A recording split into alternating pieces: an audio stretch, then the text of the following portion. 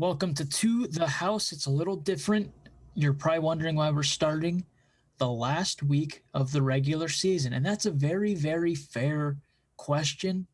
And I don't have an answer, but here we are. Be happy. If you care about us at all, you know a lot of things have happened in our personal lives, and that would give you an answer. But the main thing is we're back. We're back. And we're going to be here every week throughout the playoffs. So we're back, and you don't have to worry about us going anywhere. Obviously, not a pick'em show anymore. I'm recording this after work. Ethan's on break because Ethan's still a child at college. So this is probably going to be the lowest quality production that you'll get from the relaunch of To the House. But this episode is still worth sticking around for. Do not turn off just because of what I just said. But we're happy to be back. Ethan, how are you, my friend? I am very good. Very puzzled with the week that was football. Also very a lot of bittersweet moments as well. Just a whole bunch of emotions um, throughout these past couple of days. Mm-hmm. But I'm glad to be here. We're both living. We're both alive. So I'm That's happy to always be positive. back. Yeah, Not COVID, though. exactly. Don't want to be positive for No, that. no, no. Um, anyway, Ethan, we're going to start with what almost I feel comfortable saying has been the biggest NFL story of the week, and it's weird for it to be around this team, the Pittsburgh Steelers. Obviously, I think only Steeler fans thought this year was going to be some big last hurrah for Ben, and they were going to be perennial Super Bowl contenders. But the fact of the matter is, anyone, I don't want to come off as sounding arrogant, but there were a lot of holes that needed to be filled on the offensive line and a couple of guys defensively. Obviously, players like Bud Dupree leaving. A lot of chaos he's found himself in today. We're not going to get into that, but I'm sure you've heard of the alleged assault at a Walgreens. But On an we'll, employee. yeah, on an employee. We're not legal experts, so we're not going to dive into that really at all going forward. Uh, but yeah, so anyway, the Steelers obviously have had a very mediocre season, and it's been kind of thought of as Ben's last hurrah, even though there was no set point where he said this will be it. It's kind of just been one of those things that's implied. It's been known. He still hasn't flat out said it, but it was very much implied going into this last game against Cleveland that it would be his last home game. Ethan, you were there. And I got teary eyed. I'll admit it. I got teary eyed watching it on my laptop when I got home from work, watched it at work in my cubicle, drove home, didn't speed, but drove home at a steady pace, made sure, saw Minka grab the onside kick, and got to enjoy the last few minutes. But you were actually there. What was the energy like? What was the atmosphere like? Tell me about your experience yesterday. Probably the best Heinz Field has been pre before COVID. I mean, it was filled obviously because it was his last game. I think 63,000 was there, but like the whole stadium was filled. Haven't seen anything like it. And then just like the chants, everyone's chanting like "Thank you, Ben," this, that, or "Let's go, Ben," this, that, and the other. So just all of that, and just the crowd was into it the whole game. Yeah, the Steelers have slim hopes for the playoffs, but it wasn't about that tonight. Yes, it was about that, but it was about, celebrating Ben, celebrating those 18 years. But, over that whole course of the game, there was not a moment where, anyone was out of that game or zoned out or tuned out of the game. They were all in it from kickoff till the end of the game. You kind of get whenever the Steelers are up or, they're down, or regardless of the score, you get people starting to trickle out of the stadium like 10 minutes before the game's over, and it's still like a very competitive game. Didn't see that tonight or last night or on Monday night, because there were people like there till the final, till the clock hit triple zeros, and it was so, the crowd was so energetic. Obviously, when Renegade came on, that was very thrilling to be in that moment, be in that be at Heinz Field at that moment. Defense played phenomenal. So all the bits and pieces came together to make one hell of a night. And I thought what was really spectacular from the Pittsburgh standpoint, not many people were complaining online about the performance of the team. The worst that I saw was really people saying if this wasn't Ben's last game at Heinz, this would be one of the worst football games I've ever watched, which was a very fair assessment, especially at the end of the first half. Second half got a little more exciting. Uh, but yeah, definitely not a great game. Once you, if you did eliminate the factor that it was probably Ben's last home game. But going forward, based off of what you just said, when that interception got thrown by Baker there and he was going to go back out, Which one? the last one, Oh, after okay. Najee had scored, and Okay. it was kind of like, okay, Ben just played his Yes. last snap. Everyone went nuts.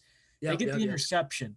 Yep. From the TV perspective, sounded like it was even louder than when Najee had scored and they were trying to give Ben that improv standing ovation. Yeah. What was that when the crowd reached its peak when they realized he was going back out there? Did that happen even after the clock hit zeros or another point? I mean, me personally, it was like I think it was first down, and then I was like, oh yeah, he threw an incompletion or whatever happened there. Second down, da da da. And I'm like third down. I was like, oh my god. And then I think it was fourth. It went all four downs. I'm like, oh my god, he's gonna have a chance to come back onto the field. I hope Baker doesn't get this first down here. So that's when I, was like, once that pick was thrown, I was like, yes, let's go. This is victory formation. Ben gets to come out here one last time. And I think, right after Baker threw that pick, and then the crowd kind of simmered down from the interception, and then it just picked right back up when, they showed Ben coming back out onto the field. And it almost looked like on TV he thought he was done. I think he had his coat on. I don't know if he put his beanie on, but they had those big overcoats. I think he had Yeah. on at that point. So I mean, he was like tears were already flowing down his like after that Najee touchdown, like tears were already flowing down his face. So like he probably thought he was done. I think he said it in the post game presser that he didn't think he would get another chance to go back out there. But so I think he thought he was done. That's when all the emotions started to hit him, and then obviously Baker sucks, so he threw another interception to help Ben out there. Ben came out and was able to take that final kneel. absolutely just electric moment. Even watching on TV, you felt they did a pretty good job in the broadcast wise of making you feel what the energy was like. Steve Levy and them actually stopped talking at points. The thing that really pissed me off, they showed him run through the tunnel of players, high-fiving everybody. Insane. He's about to get to Yeah. midfield, be by himself. From what I understood, no one was at midfield. Like he was going to emerge from the tunnel and be alone, and they were going to pop. Like they were already going nuts, but it was really going to climax when they got to midfield. And a giant tire with Progressive written on it comes onto my screen when he has like 10 people left to high five. And I was like, I heard him. I saw that today. I was like, oh my gosh, like they were going to commercial. That was I was like, you got to be kidding me. But they did stick with Ben running around high-fiving people. The only thing that really irritated me was the photographers didn't really let him have a moment. They were swarmed around him the whole time, which like I understand you need the shot. You're there to get the shot and get a nice picture of him crying and whatnot to throw on your front cover of your newspaper or whatever. Right. But I kind of wish they backed off for at least a few moments. But then him high-fiving everybody, it was cool. Yeah, I mean, it's the the only shots that the photographer got were pictures of Ben with other photographers in the shot, which I thought was hilarious. Except the really zoomed in ones. Yeah, except the ones that can get the the hair follicles on his chin and everything. But yeah, I mean it was just like what a moment at the end. I mean, I don't know why he took a half lap around the stadium. Like he didn't go all the way around. He just walked around the one end, went down the one end zone, walked around. But it was nice. It was nice. In his presser, I don't know if it was the Lisa Salters interview or the press conference afterwards. We'll move on in a minute here. But he kind of said that win summarized a lot of his tenure at Pittsburgh. It wasn't pretty, but they found a way to win and they grinded it out. And I think that's just such a great way. The fact that he was self-aware about that, I guess, was really cool to hear him say, I wasn't the flashiest guy, but we found ways to win. And I think that's how I'll be remembered because I think that's very true. Him, Brady, and Manning were really never flashy compared to the Kyler Murray's Mahomes players of the day. Right. They were good, had good arms, made great throws, and that was as Got the job done. got. They got the job done. And that's not to make it sound like, oh, they're not comparable to this new wave of guys. It's a different play style. Right. They were very much more stand in the pocket, throw the ball, impress people with what you can do with the ball. Whereas Mahomes and them can make those kinds of throws sometimes. But they can also run, be mobile, adjust out of the pocket. But I thought Ben really, I think he really hit the nail on the head in terms of how he played, because he made obviously incredible throws to Santonio Holmes in the Super Bowl and other countless others, obviously. But especially in these later years, he's really grinded out wins, given this team a chance when he can. And it was cool to hear him say that to me. And you know, when you look back on the legacy of Ben Roethlisberger, I think too many people are stuck on how he played in these past 2 to 3 years now. Like they're stuck on that part of it, and they're like, oh, Ben's not that good, this, that, and the other, because it's fresh. Like I get it, it's fresh in their minds. That's what they can look back on. But you know, there's still like, you know, like at least 2 eras or 2 waves of like players, guys that came through before this last stage of his career. Like he had Antonio Brown for, I don't know, what was it, 8 years, and he was making all of those crazy throws to him. And then, like you said, Santonio Holmes, all of those guys, Heath Miller, all of them, you know, got to play with them. And, you know, to see how he was young, like as a young buck in the league, you know, being able to throw guys off, like I think it was Terrell Suggs was one of them, was able to just throw him off of the shoulder, and with the pump fakes, was able to fake out cameramen right and left. Pump fake last night was beautiful. Yeah, I faked me out. But you know, I think people are too set on his performance,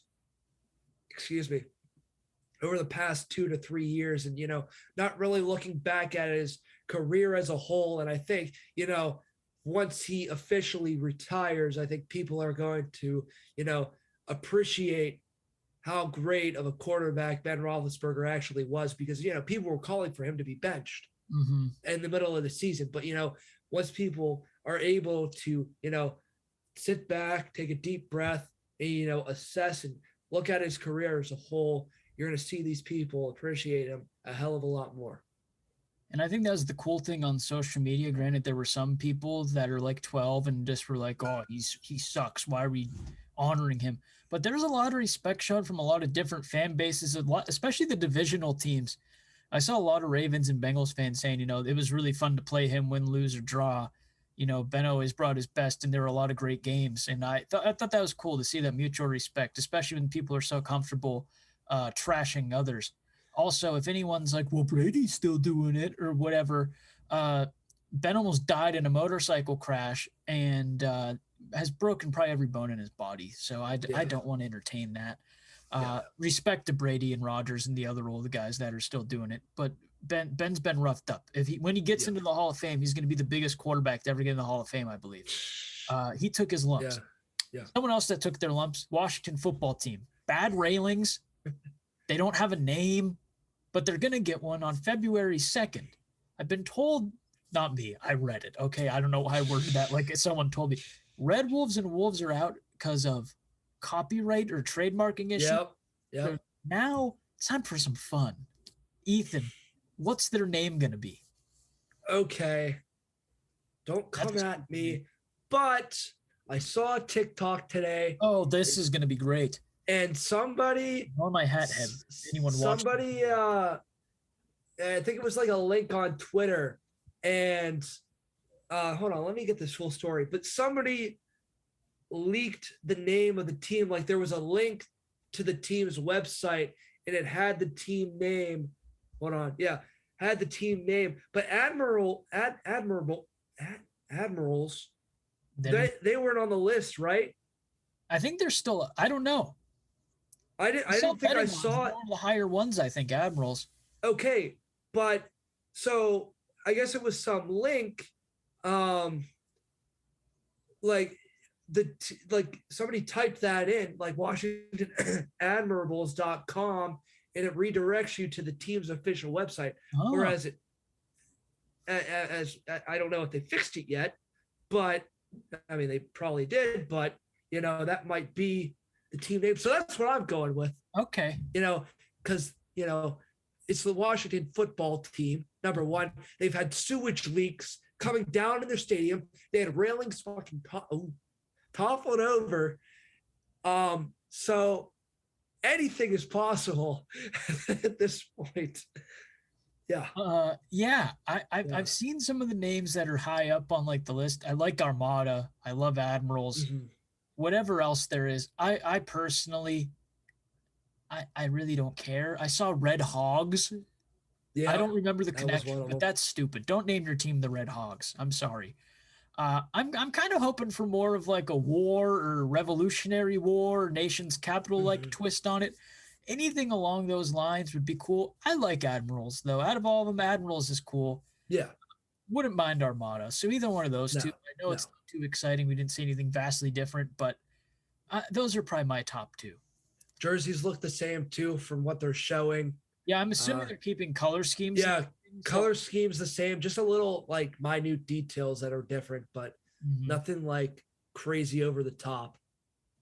Well, over the top summarizes Antonio Brown's exit on Sunday, and as easy it is as it is to make jokes, and as easy as it is to take pot shots at the guy. And again, I don't want to say anything politically incorrect or whatever, but I think, or act like I'm a doctor and diagnose him with something. But I genuinely think it's time someone tries to step in and help him personally. And yes, it was hysterical watching him take off his clothes and peace out the Jets fans.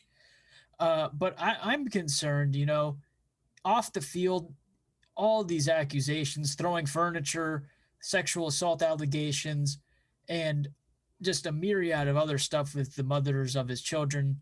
Uh, you know, and now the on-field antics have now been upped to him stripping and piecing everybody out and running off the field. He's needed help for a long time, and I think this is just the tipping point because we're still not really sure. I know there's the ankle thing. I don't know if he said that or if that's allegedly what happened, but him not thinking his ankle was good enough or whatever. But I don't know. I think it's just a horrible situation. And yeah, the Mhm. jokes are easy to make. Maybe I made a few too, but when you really sit down and think about it, this is a scary situation because and again, I don't want this to come off as like judgmental or rude, but we're literally watching this man lose his mind for the last few years. And I think it's very concerning that, yeah, Bruce Arians and Tom Brady tried to help him, but people keep laughing at it. And I think we need to call it what it is. And that is a very scary situation and somebody that clearly I think needs the right guidance or something in his life. Yeah, I mean, it's so difficult now on, wording. I mean, I think he needs like actual professional help. Because like it's reached a whole new level. I mean, yes, we've seen him do some questionable things while he was here in Pittsburgh. Obviously, it started to worsen as he got to um, Oakland when they were still in Oakland, and then all of the allegations and stuff started to come out during that time, and over the past year, he seemed to be held under wraps for the most part. But over the past couple of weeks, it's just been downhill from there with the fake vaccine card and all of that stuff. He just needs to find the right path. I don't know. I definitely think he needs like some professional help and someone to guide him there. And um, for what it's worth, I mean, he's had concussion. He's had a history of concussions in the league. So I mean, at this point and after this, I think he should be done playing football. And I'm not one to say I'm not like you said I'm not a doctor, but I think it's time. where he takes a step back from everything, takes a step back from the world and gets some help to, hopefully, fix some of the problems that he's dealing with now. Yeah, exactly. And there's no good way to segue into our next segment out of this, but it's time for Trick Play, where me and Ethan each have come up. I hope he read this right, with a thought, a statement, whatever, and the other has 30 seconds to get the other guy to see it his way. Ooh. Do you have something prepared, first of all? Um, The answer is no, I can tell, but no, no, no, no, no, not one bit. So you can go first, and I'll try to think of something on the fly. wow. Oh, well, I mean, I'm going to ask you the question. Oh, okay. Go ahead. Yeah, I told you this is going to be a work the kinks out episode. Come back Yep, next. yep, yep, I promise yep, yep, yep, yep. Ethan, Yes. I say the Titans feel like a real number one seed. Agree or disagree, and why? I agree. Derrick Henry's coming back to practice this week. So, they're going to have him back. And, even without Derrick Henry, they were able to run all over teams and find a lot of success. But you still have to deal with Kansas City, who I know just lost to the Bengals, is another really good team. The AFC North I feel like right now is up to grabs for anyone. But, once, the Titans get Henry back, they have a strong runner in him. I don't know how health is he going to be 100%? We don't know, but getting him back is a huge piece to the Titans right there. Also, Julio Jones is also going to be back. He's off the virus list. So they're loading up for the postseason. And I think they're ready to, storm over some people. Well, that was about 2 minutes, but I wasn't timing you, so that's okay. Thank you. Work out the kinks episode. I'm not going to worry about the clock too much. Anyway, I said yes too. Look, they beat Buffalo. They beat Kansas City. That's two teams that were considered Super Bowl contenders going into the season. And as you mentioned, Derrick Henry's close to coming back. It sounds like Julio has been dealing with a ton of problems this year health-wise, and he'll be back. So if he's healthy for the playoffs, I mean, that's a loaded offense. And I like to think, that's a pretty scary team when they're fully healthy. And also, this is the team beat Kansas City, 27-3, and that was the win that everyone was like, okay, what's going on with Kansas City? That was the game that did it. They beat them that bad to where people were like, what the hell's going on? So you give Tennessee their credit. I know they've had a few ugly losses. I think they lost to the Jets, lost to the Steelers. Granted, I think they had some pretty bad COVID issues when they played the Steelers. That was probably one of the first Steelers games I don't think I watched a minute of due to being busy or the holiday season. I can't remember when that game was. It's a blur. But, they have a couple ugly losses, but I like to point to their wins and the fact that they beat these teams that were considered to be the upper echelon and their fellow playoff teams as of right now. All right, Nick. So my trick play is, will the Bengals finally win that elusive playoff game? Not sure. This is really what it comes down to. They play the Yes or no, Nick? Yes or no? Yes or no? No. Sorry. Thank you. No. Okay. Listen, here's the deal. They play the Colts, right? Right. They play the Colts. Jonathan Taylor's a beast. That's not to say Jamar Chase, T. Higgins, Joe Mixon aren't beasts either. I just think that inexperience, that pressure, I think it gets to them. Colts have been a really gritty team, really been kind of quietly a dangerous team in times. I think the Colts, assuming it stays this way, I think the Colts can do it if it stays that way. Imagine if the Colts lose to the Jags and then the Steelers win against the Ravens. The Steelers are in the playoffs. I'm not entertaining that. I'm not. Don't ever do that again either. But we're going to do this again on To the House next week. We'll have a lot more prepared. But you know what? It's good to be back. And we had to say goodbye to our pal Ben. I'll see you next time. Take care of yourselves.